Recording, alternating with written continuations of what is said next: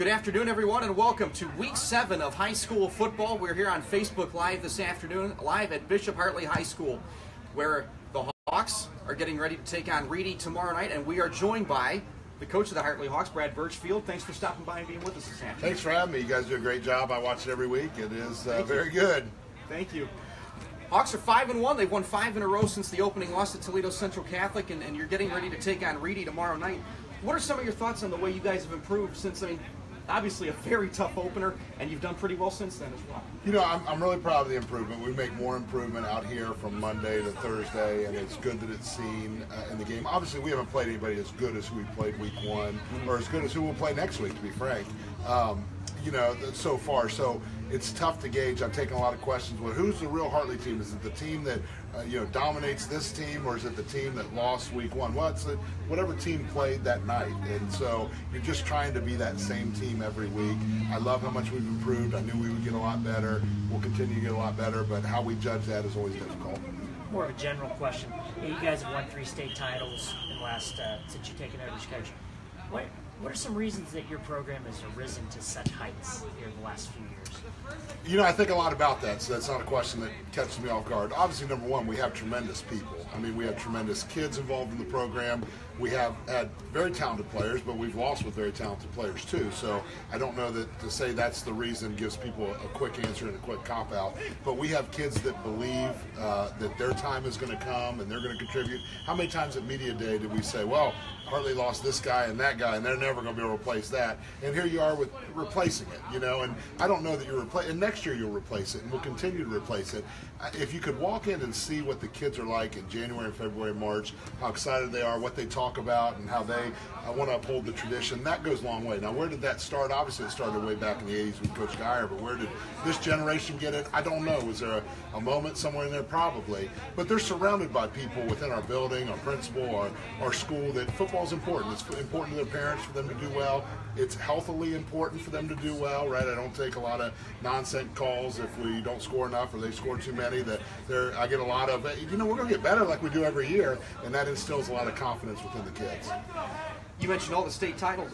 It's as perennially as you guys have competed for those. What does it mean having one CCL title for everybody now? Last week you start the CCL schedule against Watterson. Reedy is not fully in the CCL anymore, but then you've got the sales as well next week. What does that mean to all be in one league and competing for one title? Well, I'm kind of a fanboy of Ohio high school football, so when I see like X and Moeller playing and what a big deal that is, that should be us and DeSales or Watterson and St. Charles, or DeSales and St. Charles, whatever, DeSales and Watterson, whatever it would be. That kind of enthusiasm and excitement should be. I'm happy that the Catholic schools that we all have so much in common for, regardless of who scores more points on what night, we have a lot of things in common that we're able to make one league. And I'm telling you, it is so exciting throughout the week. My son's a little guy, 7th grader, and when his little East Side team plays St. Bridget, it's the same as the older kids playing Watterson. And it causes a lot of excitement and enthusiasm that the kids remember and talk about, and it's really, really cool. Okay. Thoughts about the matchup this week? Couple 5-1 teams. Yeah, Reedy's really well coached. That's the thing that really stands out. I don't want to, act like what I belabored earlier with, they lost all these guys, because they did lose some great players that I thought from a year ago. And they're back kicking butt and doing a great job. Their coaching staff does such a great job. They're always including something. They'll have something tomorrow night that we've never seen and we're not ready for. And they do a great job of that. Their kids play really hard. And so we're excited to play them. The league and our rivalry with them is always better when we're both good. And we've had years where they've not been as good. And, people forget my first year, they beat us 52-6. We weren't quite as good. So it's always better when both of us are good. Well, Coach, we'll let you get back to preparation now. Thank you for coming over and talking with us for a few minutes.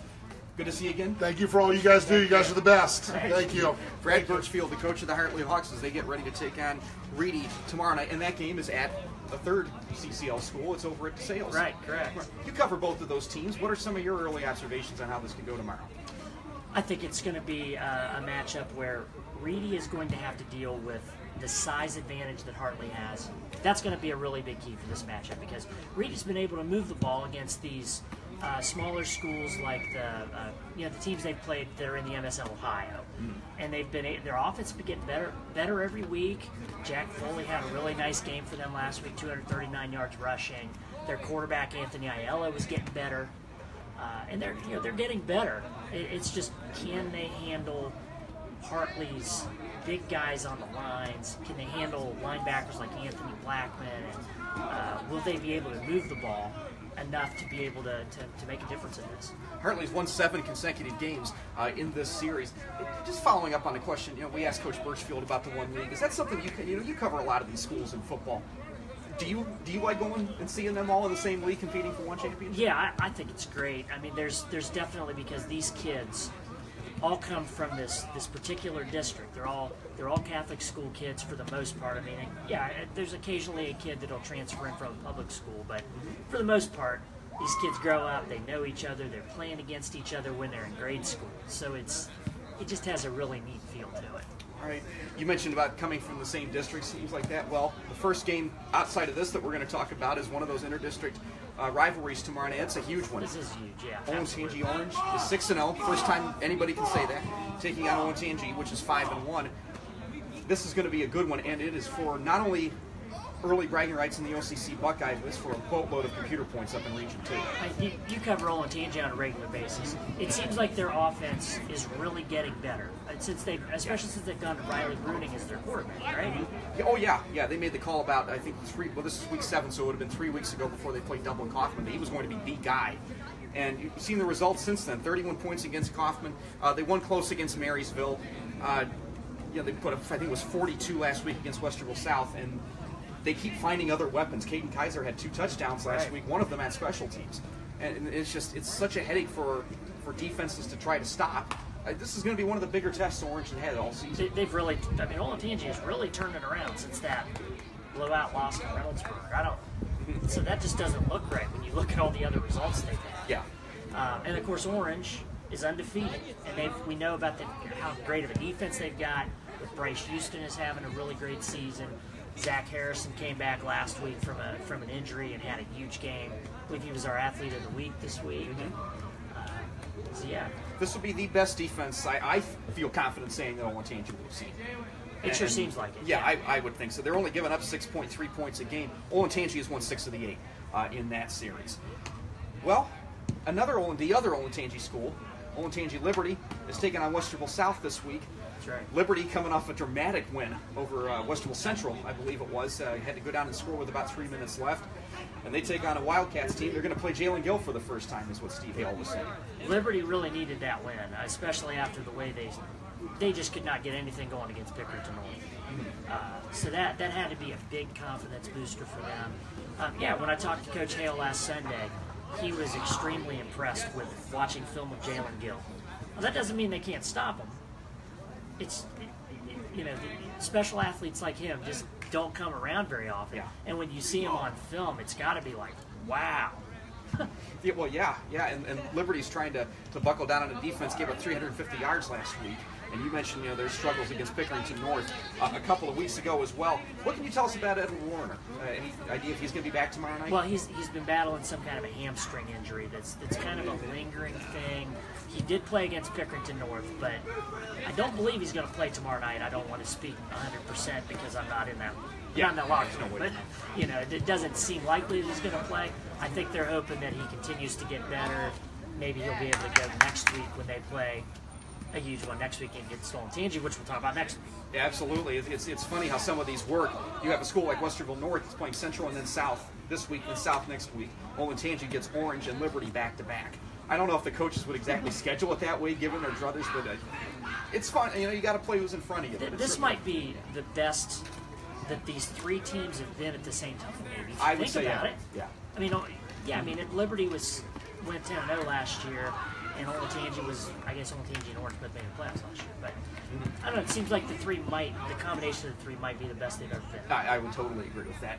Coming back out to the east side, a little further east, Gahanna and Reynoldsburg. Both of them have some bouncing back they want to do. Gahanna lost big to Pickerington Central last week. Reynoldsburg, meanwhile, lost big to Pickerington North. Big week for both, and playoff points in separate regions, albeit on the line as well in this one. I mean, this would be one where you're talking about who's got a bigger heart this week.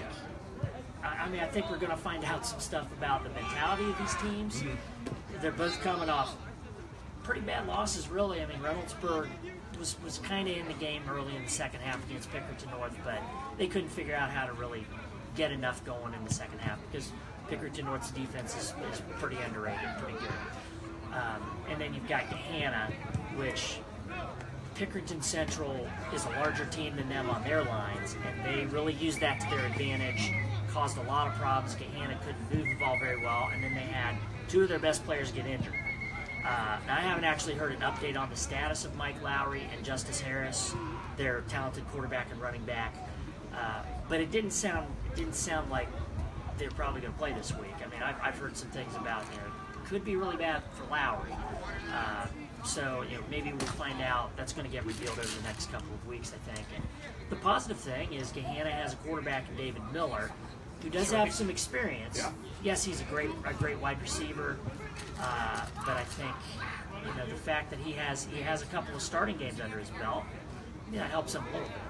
Yeah, it's interesting just looking at the notes on this. It's like, is the winner of this the third best team in the league behind the two Pickeringtons? I guess early on, and depending on what happens tomorrow night, I think the winner could probably stake a claim to that with the two Pickeringtons playing each other next week. And we can't really forget Lancaster either. Of course, I know that you're not meaning to I know you're not meaning to forget about them, but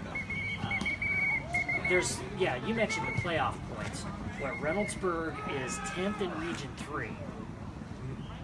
And with St. Charles having that forfeit last week, that cost them a little bit of points. They just don't have a lot of margin for error. Gahanna is 4th in Region 2, which for whatever reason, Region 2 is looking a little bit easier maybe of an opportunity to make the playoffs. Reynoldsburg, this is huge for it's huge for both teams, but really big for Reynoldsburg. And you touched on Lancaster a minute ago. They take on Pickerington Central tomorrow night. One stat that really jumps out to me when you look at a program that's as successful as Pickerington Central is, in Jay Sherritt's years there, head coach since the split in 03, they've lost more games to Lancaster than any other single opponent. Rob Carpenter has beaten Jay Sherritt more than any other coach. Who would have thought that? He's a very good coach. They've been to the playoffs a lot of times. Mm-hmm. And I think that they're always kind of maybe under the radar because they're a little bit further east than the teams in Columbus, so we kind of tend to forget about them a little bit. Lancaster can be a dangerous team.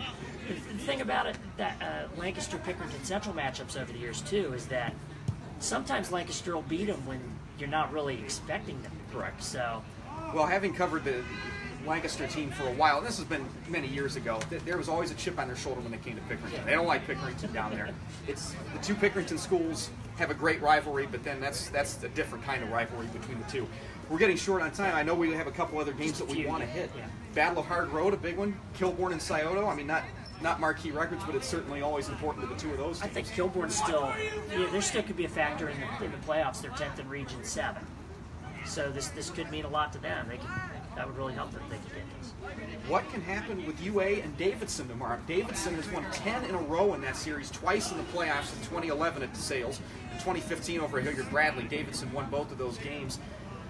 Davidson won last week. They beat Central Crossing 40-0. Can they continue this resurgence now that the league schedule is underway? That's the question.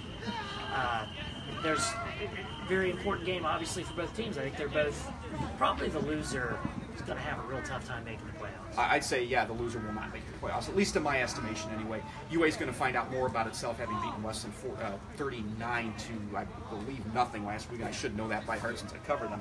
Darby and Thomas Worthington. Thomas Worthington probably has more heartbreaking losses than anybody in the area right now, and they're trying to snap a 3-game losing streak tomorrow. And they don't have an easy task because Darby is pretty good. You look at Darby's both 3-3. Darby's lost to some really good teams. So, quote that jumped out to me from Matt Zingery, who was the Thomas coach. The one thing that stands out is that the Darby plays for 48 minutes. They play hard to the last play. We could learn from that, and they've played hard. It's just they've given up some points late in the ball game. We'll see with them. A couple others that you want to touch on real quickly before we get out of here. 6-0 Independence plays Eastmore, one of these big East Side rivalries tomorrow night. Right. This is pretty much Independence's biggest test of the year so far. Eastmore is only 2-4, but they've played some pretty good teams. I think they're a lot better than a typical 2-4 team.